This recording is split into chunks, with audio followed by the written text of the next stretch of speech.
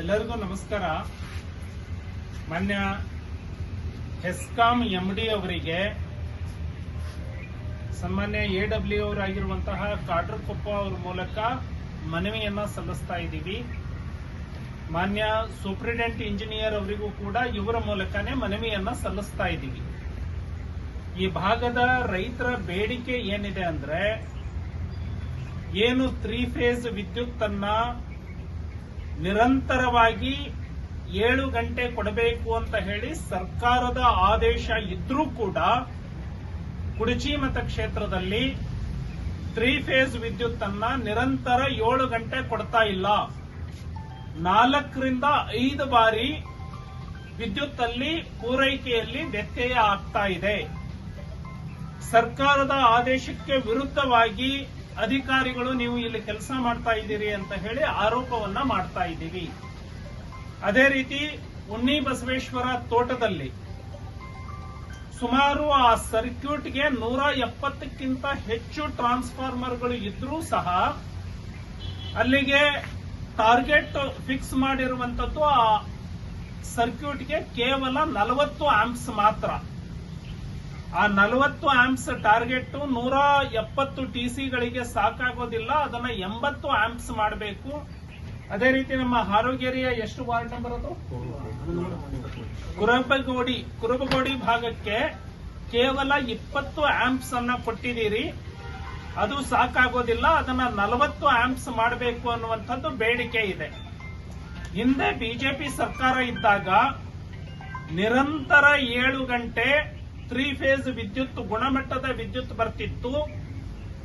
ಪ್ರತಿದಿನ ರಾತ್ರಿ 12 ಗಂಟೆ ನಿರಂತರವಾಗಿ ಸಿಂಗಲ್ ಫೇಸ್ ವಿದ್ಯುತ್ ಇರ್ತಿತ್ತು. ಮುಗಳಕೋಡದ ಉಣ್ಣಿ ಬಸವೇಶ್ವರ ತೋಟಕ್ಕೆ 3 ತಿಂಗಳಿಂದ ರಾತ್ರಿ ವಿದ್ಯುತ್ ಇಲ್ಲ.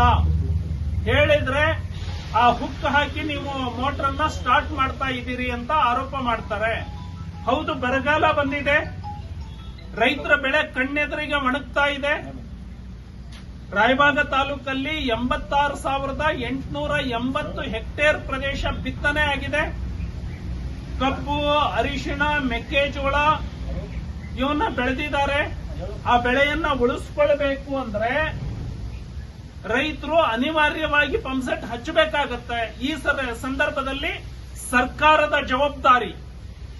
ಬರಗಾಲ ಬಂದಿರೋ ಸಂದರ್ಭದಲ್ಲಿ ವಿದ್ಯುತ್ ಕೊಟ್ರೆ ಮಾತ್ರ ರೈತರು ಬೆಳೆ ಉಳಿಸ್ಲಿಕ್ಕೆ ಸಾಧ್ಯ. ಅದಕ್ಕೆ ಮಾನ್ಯ ಎಂಡಿ ಅವರಿಗೆ ನಾನು ವಿನಂತಿಯನ್ನ ಮಾಡ್ತೇನೆ. ಸೂಪರಿಂಟೆಂಡೆಂಟ್ ಇಂಜಿನಿಯರ್ ಅವರಿಗೆ ನಾನು ವಿನಂತಿಯನ್ನ ಮಾಡ್ತೇನೆ.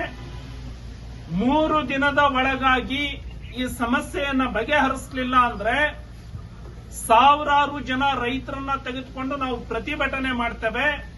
ಪ್ರತಿಭಟನೆ ಬರೇ ಮನವಿ ಕೊಡೋ ಪ್ರತಿಭಟನೆ ಆಗೋದಿಲ್ಲ, ಜೈಲ್ ಬರೋ ಪ್ರತಿಭಟನೆಯನ್ನ ಮಾಡ್ತೇವೆ. ಒಂದು, ನೀವು ವಿದ್ಯುತ್ ಅನ್ನ ಕೊಡಬೇಕು, ಇಲ್ಲ ಅಂದ್ರೆ ಕುಡಚಿಯ ರೈತರನ್ನ ಜೈಲಿಗೆ ಕಳಿಸಬೇಕು. ಈ ಒಂದು ಬೇಡಿಕೆಯನ್ನ ಇಟ್ಕೊಂಡು ನಾವು ಹೋರಾಟ ಮಾಡೋರಿದ್ದೀವಿ. ಹಾಗಾಗಿ ಮಾನ್ಯ ಅಧಿಕಾರಿಗಳಲ್ಲಿ ನಾನು ವಿನಂತಿ ಮಾಡ್ತಾನೆ, ಎಂಡಿ ಅವರಲ್ಲಿ ವಿನಂತಿ ಮಾಡ್ತಾನೆ, ಸೂಪರಿಂಟೆಂಡೆಂಟ್ ಇಂಜಿನಿಯರ್ ಅಲ್ಲಿ ವಿನಂತಿಯನ್ನ ಮಾಡ್ತಾನೆ.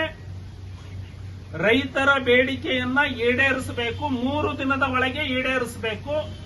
ಇಲ್ಲದೇ ಇದ್ರೆ ರೈತರು ಹೋರಾಟಕ್ಕೆ ಇಳಿದ್ರೆ ಅತಿರೇಕಕ್ಕೆ ಹೋಗತ್ತೆ.